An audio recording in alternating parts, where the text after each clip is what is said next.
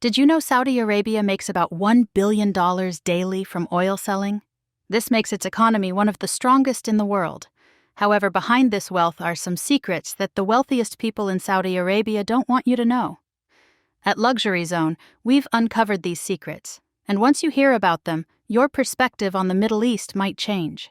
Saudi Arabia has made significant positive contributions by providing aid to many countries in need due to war or natural disasters. Unlike some countries that may withdraw their support, Saudi Arabia steps in and supports refugees and disaster relief efforts. In 2006, Saudi Arabia was the largest donor in the world, contributing $10 million to the Horn of Africa through the World Food Program, with $1 million explicitly benefiting Kenya, which received substantial assistance. Additionally, Saudi Prince Al-Walid bin Talal donated $1 million to help feed 3.5 million Kenyans during a drought. These generous contributions made a big difference in helping those in need. Funding from wealthy individuals in Saudi Arabia is a topic of debate due to its tendency to be allocated to predominantly Muslim countries, which raises concerns about potential religious favoritism. While supporting Muslim countries is not inherently problematic, some may argue that it could be perceived as unfair to provide aid based solely on religious affiliation. Despite these concerns, it's worth noting that Saudi Arabia contributed a substantial $49 billion in assistance from 1976 to 1987, showcasing their commitment to assisting other nations. However, as we delve deeper into this topic, it's essential to consider that there might be undisclosed information that could reshape our understanding of this issue. There has been a common perception that Saudi Arabia is a country where women are not treated equally to men. While historically there was truth to this, there has been noticeable progress in recent years. Over the past 8 years, several positive changes have taken place. For example, the percentage of women in the workforce has increased significantly, from 19% in 2016 to 36% in 2022. In 2018, women were finally granted the right to drive, a freedom they had long denied them. Moreover, almost all girls now have access to education and can study essential subjects. The Quran teaches that Muslim women should strive to be great wives. This is a valid belief, but women who don't share it should still have the chance to get an education and have jobs. Saudi Arabia has made progress in women's rights, which is making them look better as a country. If things keep improving, women might have equal opportunities by 2040. However, I have some doubts about this because Saudi Arabia may be hiding something important that could slow down this progress. One great thing about Saudi Arabia is that it's taking steps to help the environment.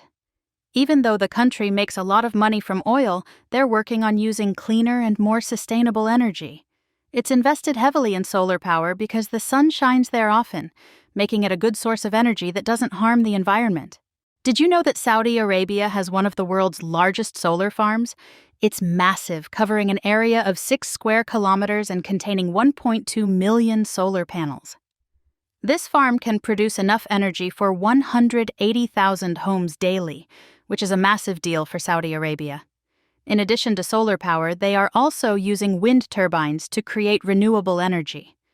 They have 3 wind farms that together generate enough energy for 300,000 homes, nearly double the amount produced by the solar farms. It's great to see Saudi Arabia working hard to become more sustainable. At Luxury Zone, this trend will continue.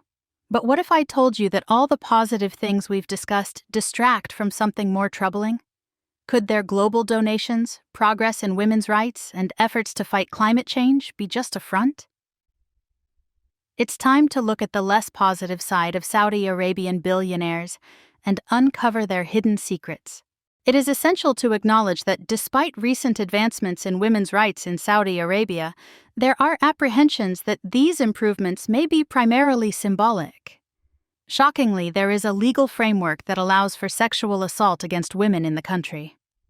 Upon marriage, a woman is effectively placed under her husband's authority. She is expected to fulfill his wishes, including those of a sexual nature. This contradicts contemporary societal norms and is deemed unacceptable, irrespective of the cultural and religious backdrop. The way marriages are structured in Saudi Arabia plays a part in the high levels of domestic violence in the country. Studies show that between 20% and 39% of women in different parts of the country experience domestic abuse in their lifetime. These numbers are alarmingly high, and the government seems to be not having the necessary resources to address this issue. Saudi Arabia also has other unfair rules for women, such as strict dress codes that, if broken, can lead to imprisonment. Women must cover themselves completely, which can be challenging, especially in the region's intense heat. The authorities make sure to enforce these rules strictly. When visiting Saudi Arabia, tourists have some flexibility in their dress, but women must be mindful of strict clothing rules. Skirts and dresses must be below the knees, and women should keep their shoulders and stomachs covered in public. However, there are more serious human rights issues in Saudi Arabia, including restrictions on free speech. The government is known to crack down on billionaires who speak out against the regime, stifling democracy and creating a repressive environment. King Salman has said it's essential for Saudis to criticize the government. Still, in reality, it's disastrous to express your opinions online in Saudi Arabia.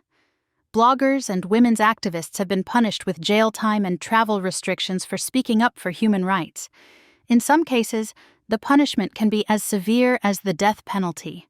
In Saudi Arabia, capital punishment remains legal, with the majority of executions performed by beheading, the only country in the world still using this method, which underscores its severity on the international stage.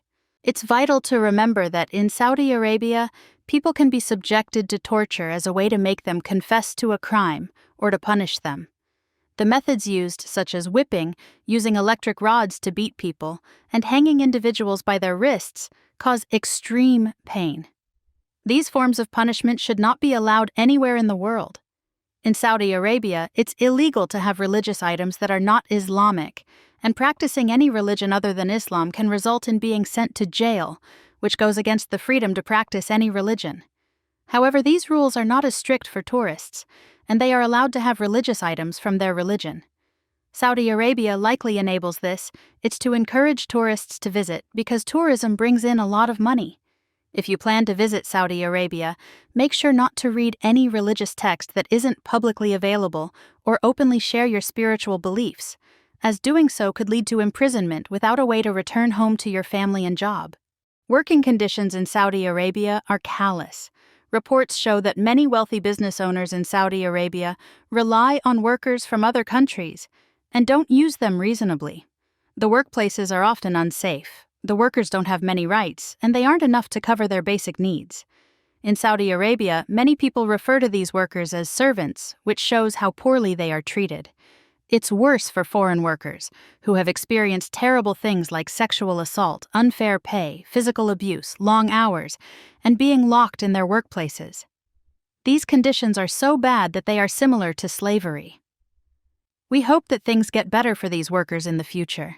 The minimum wage in Saudi Arabia is relatively low, with a recent increase from 3,000 to 4,000 Saudi riyals annually, approximately $1,000.